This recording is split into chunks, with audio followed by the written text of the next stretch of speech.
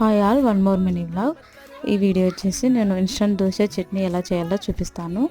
ఒక కప్పు బియ్యం, ఒక కప్పు మినం బేలు, ఒక కప్పు పెసర బేలు, ఒక కప్పు ఇట్లా మన దగ్గర ఏ ఉంటే అవి తీసుకొని బాగా కలుపుకొని వాటిని 2-3 సార్లు వాష్ చేసుకొని రాత్రంతా బాగా నాననివ్వాలి.